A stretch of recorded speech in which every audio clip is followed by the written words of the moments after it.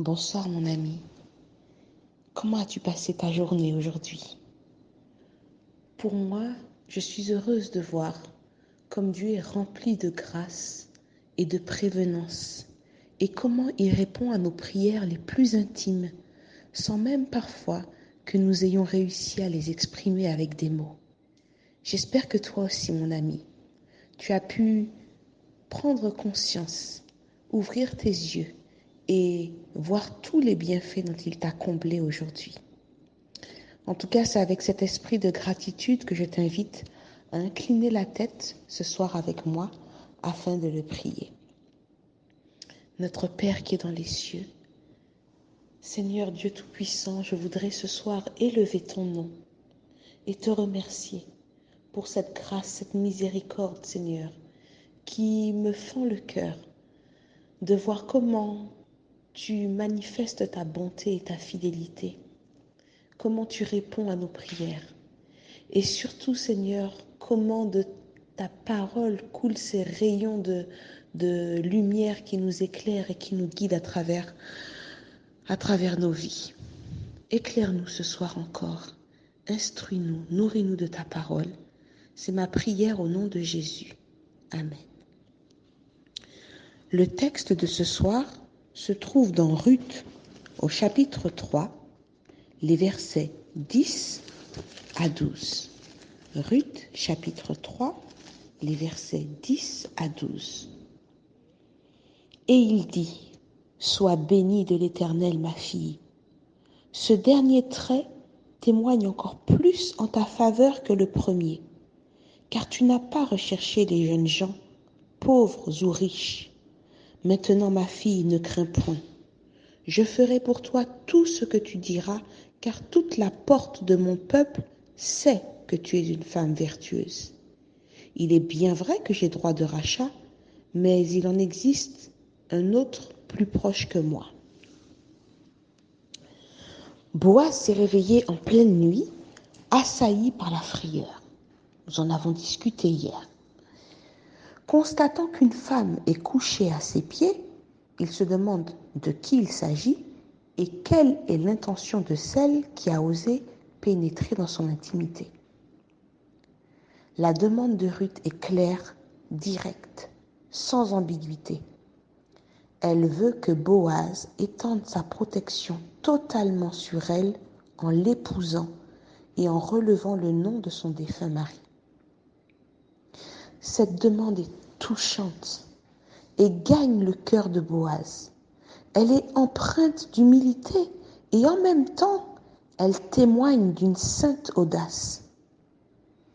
Le sage Salomon disait dans Proverbe 30, verset 19, « Il y a 3 choses qui sont au-dessus de ma portée, et même 4 que je ne puis comprendre.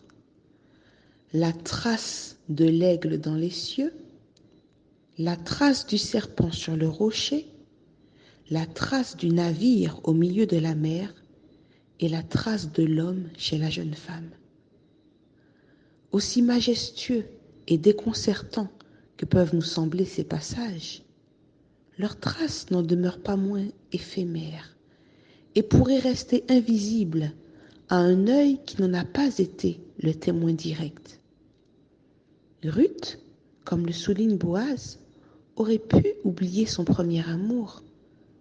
Elle n'aurait aucunement été redevable ou coupable d'avoir refait sa vie en ne tenant compte que d'elle-même. C'est d'ailleurs ce à quoi l'avait encouragée sa belle-mère en lui demandant de rejoindre sa famille, sa patrie et ses dieux. Mais Ruth avait choisi de s'attacher à l'Éternel et à ses plans. C'est ce qui transpirait de chacune de ses décisions et de ses actes. Elle s'y accroche quand tout tend à la décourager. Cela me rappelle un autre personnage de la Bible, mon ami. Cela me rappelle l'épisode de la lutte de Jacob en pleine nuit avec cet assaillant inconnu. Tu trouveras le récit de cette expérience dans Genèse 32, les versets 24 à 32. Je t'encourage à les lire. Alors que Jacob s'apprête à rentrer chez lui après un exil forcé de 20 ans, il allait bientôt rencontrer son frère Ésaü qu'il avait trompé ces 20 ans auparavant et qu'il avait dû fuir pour éviter la vengeance.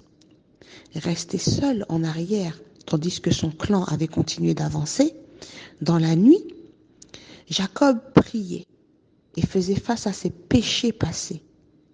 Pourtant, pendant 20 ans, Dieu l'a conduit, l'a dirigé, l'a béni, l'a sauvé de la fourberie de son oncle et beau-père Laban. C'est même Dieu qui lui a dit de rentrer chez lui. Mais à ce moment-là, tout comme pour Boaz pendant cette nuit ou Abraham pendant sa nuit sombre, Jacob est saisi de doute et de frayeur.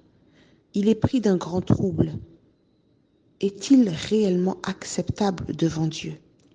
C'est alors qu'il est assailli par un étranger qui semble en vouloir à sa vie.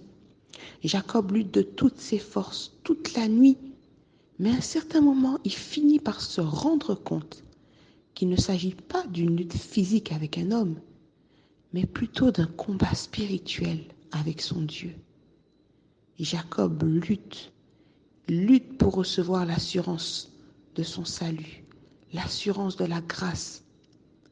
Et alors que son assaillant tente de se dégager pour partir, presque indifférent à son trouble, Jacob se cramponne à lui et lui dit « Je ne te laisserai pas partir que tu ne m'aies béni. »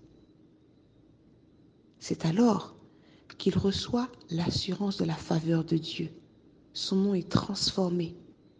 Désormais, il est Israël, ce qui signifie Dieu triomphe. Ruth est de la même trempe que Jacob. Elle lutte avec Dieu. Elle s'accroche à lui, même quand tout semble la défavoriser.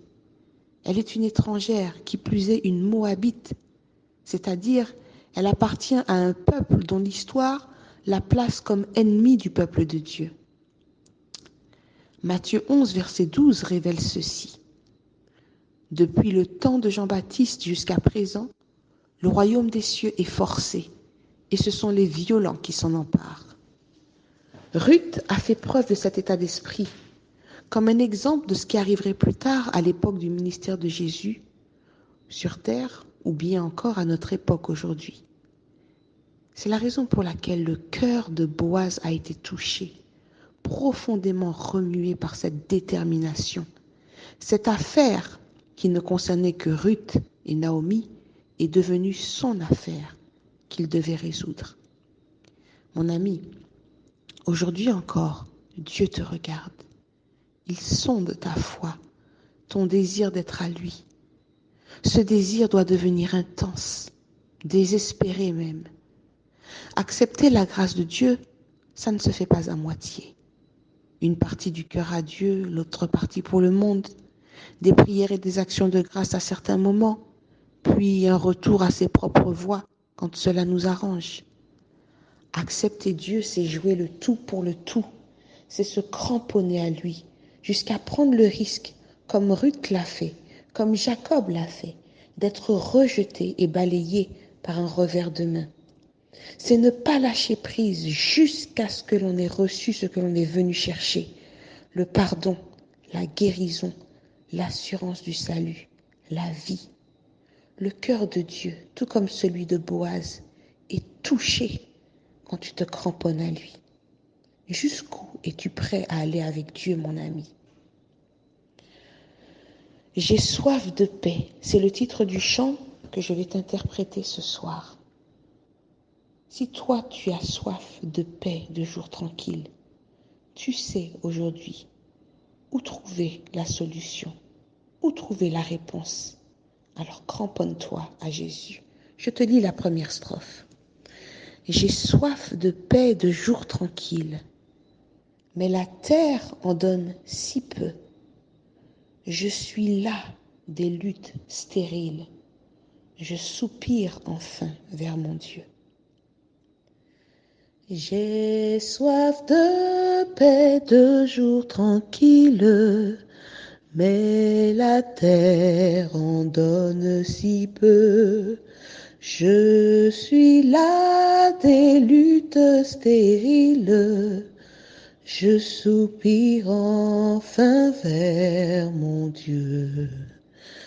Viens, me dit Jésus au calvaire, J'ai porté ton pesant fardeau. Viens, j'ai subi l'épreuve amère. Viens, j'ai triomphé du tombeau. Plus d'amertume, plus d'angoisse. Sur la route où je vais chantant, que ma foi tous les jours s'accroisse.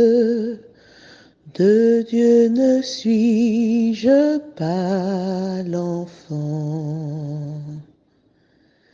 Mon ami, je souhaite que ces paroles se gravent dans ton cœur et que l'Esprit Saint te dote de cette détermination, de cette foi qui ne quitte pas le trône de Dieu tant qu'il n'a pas reçu sa bénédiction. Bonne soirée, mon ami.